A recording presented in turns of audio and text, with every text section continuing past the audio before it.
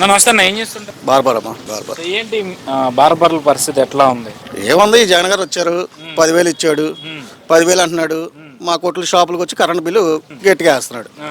ఇంకది స్టార్టింగ్లో గత ప్రభుత్వంలో మీకు కరెంటు బిల్ ఎంత వచ్చేది, ఇప్పుడు ఎంత వస్తుంది? అప్పుడు మామూలుగా అయితే మాకు షాపులకు వచ్చి ఏసీ షాప్ ఉండేది మాది. ఉమ్, ఏసీ షాప్కి వచ్చి మామూలు 1,000-1,500 అట్లా వచ్చేది. ఉమ్. ఇప్పుడు వచ్చే వరకు 6,000, 7,000, 8,000 బా చాలా డిఫరెన్స్ ఉంది. బాగా ఆ. బాగండి బాగా. సో మీకు సబ్సిడీ కూడా ఉండేదేమో కరెంటు బిల్లు? సబ్సిడీ అన్నాడు, లేదుగా. అది మళ్ళీ సొంత మీటర్ ఉంటే మళ్ళీ మేము అద్దె తీసుకున్నాం కదా షాపులు, మరి అద్దె ఓనరేమో మాకు ఇవ్వడు, మరి అతను బిల్లు ఇవ్వడు, మనం కట్టుకోవాల్సింది. అది మరి అసలు మిగిలిన అంశాల్లోకి వెళ్తే ఎలా ఉందంటారు ఈ 5 ఏళ్లుగా ఆయన చేసిన ఇది ఎందుకు అంత పెద్ద మాట అనేసి? అంతే అంతే. సో ఇప్పుడు పథకాలు ఇస్తున్నారు, ఆయన గొప్ప అని చెప్పుకునే వాళ్ళు కూడా ఉన్నారు కదా. ఇస్తున్నాడన్నా, ఈ అరిజే పట్టుకుంటున్నాడు, కుడి చేయి లాక్కుంటున్నాడు. అది అంతే అంటారు. అంతే. సో అసలు ఏం ఉపయోగం లేదంటారు ఈ పథకాల వల్ల? వచ్చాడు, కరోనా వచ్చింది, పనులు లేక, నూనెలు చూస్తే నూనె రేట్లు, కూరగాయలు చూస్తే కూరగాయల రేట్లు మొత్తం పెంచి. సో అంటే నిజంగా పేదవాడు జగన్మోహన్ రెడ్డి ప్రభుత్వంలోనే సంతోషంగా ఉన్నాడు, చంద్రబాబు టైంలో పెత్తందారులు బాగుపడ్డారని చెప్పి ఎన్నో సందర్భాల్లో వ్యాఖ్యలు చేస్తూ ఉన్నారు కదా. ఏమి లేదన్న, వీడి వల్ల అసలు ఏమను. సామాన్యుల పరిస్థితి ఎట్లా ఉంది అసలు?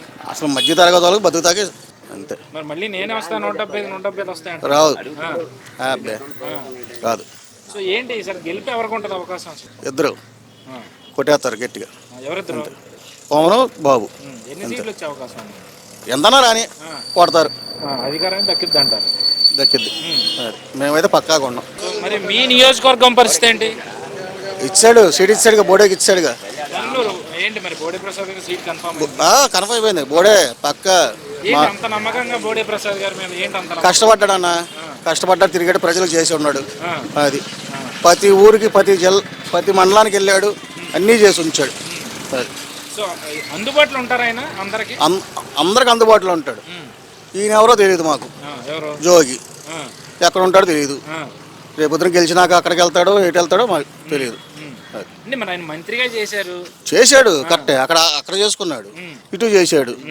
సో మరి మంత్రిని తీసుకొచ్చి మీ నియోజకవర్గంలో వేసినా ఎలాంటి ఉపయోగం లేదంటారు? మాకు తెలిసే లేదు. వన్ సైడ్ ఉంటుంది అంటారు ఇక్కడ అయితే? One side. మేమైతే మా బోర్డుని గెలిపించుకుంటాం పక్క. ఓకే. ఏం చేస్తుంటారండి? వర్క్ చేస్తూ ఉంటాం. అప్పుడు ఎస్టీడీ పెట్టాం.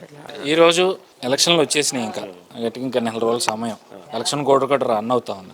ఏంటి ఈసారి ఎవరికి అవకాశం ఉందంటారు గెలిచే అవకాశం? మొదటి నుంచి మన టీడీపీ రన్నింగ్లోనే ఉందండి. మరి మొదట కూడా టీడీపీ ఉంది. మరి ఇప్పుడు ఇట్లా మన ఈ మధ్యలో ఒక సంవత్సరం నుంచి ఇట్లా ఈయన ఇట్లా ఇస్తున్నారు కదా, దాని మీద కొంచెం మరి ఏమైనా జనాలు ఏమైనా మరి మార్పు ఏమైనా జరిగిద్దేమో తెలియదు.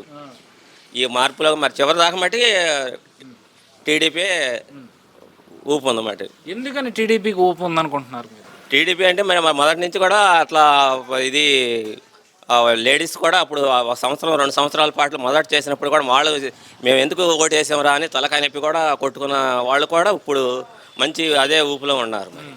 మరి ఇట్లా ఈ చివరి టైంలో ఇట్లా ఈ ఇళ్ల పట్టాలు ఇల్లు ఇచ్చేసిన తర్వాత జనాలని ఇట్లా మరి ఊపిలో మరి ఏమన్నా అది తెలియదు. వాళ్ళు కూడా కొంత అసలు మొదటి వరకు కూడా ఇదే ఉంది, మరి టీడీపీ ఉంది. జగన్మోహన్ రెడ్డి ఏమో పేదవాళ్ళని దగ్గరుండి ఆయనే బాగా చూసుకుంటూ ఉన్నాడు, పథకాలు ఇచ్చని చెప్పి కొంతమంది చెప్తా ఉన్నారు. లేదు కొంతమంది ఏమో రేట్లు పెంచి పథకాలు ఇచ్చడం వల్ల పేదవాడు ఎక్కువ నలిగిపోతూ ఉన్నాడని చెప్పి మరి కొంతమంది చెప్తా ఉన్నారు. నిజంగా పేదవాడి పరిస్థితి చంద్రబాబు టైంలో బాగుందా, జగన్మోహన్ రెడ్డి టైంలో బాగుందా? మాకు చంద్రబాబు టైంలోనే బాగుందండి. మరి ఇప్పుడు ఏదో అట్లా ఈ 9 నవరత్నాలు అని పెట్టి జనాలని ఇట్లా ఇది చేసి జనాల వల్ల అట్లా మాకంతా ఊపి మాకేమీ అనిపించలేదు. మొదటి టైంలోనే ఇట్లా ఈ చంద్రబాబు గారి టైంలోనే కొంచెం మాకు ఇదండి. తర్వాత ఇట్లా నవరత్నాలు పెట్టి ఇవన్నీ ఇట్లా జనాలని డ్వాక్రా గ్రూపులని ఇట్లా ఇది పెట్టి లైను కొంచెం. సో ఏంటి మరి అసలు ఎవరు గెలుస్తారు అనుకుంటున్నారు మీరు?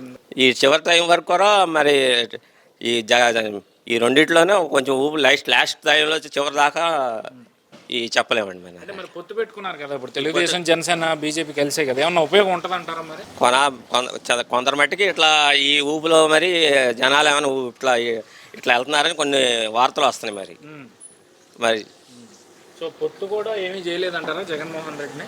చేయలేరండి, చేయలేరు. సో మళ్ళీ జగన్కి అవకాశం ఉందంటారు? మరి మీ పెనంలూరు నియోజకవర్గం పరిస్థితి ఏంటి? పెనంలూరులో బోడే ప్రసాద్ గారే నిమ్మ లైన్ అయిపోయాయి. ఎందుకని? బోడే ప్రసాద్ గారు మొదటి నుంచి కూడా మాకు ఇట్లా సేవలు చేస్తాం, ఇట్లా ఇవన్నీ చేస్తాం. వాళ్ళు కూడా మంచి ఆయన గారు మంచి ఊపు ఉంది.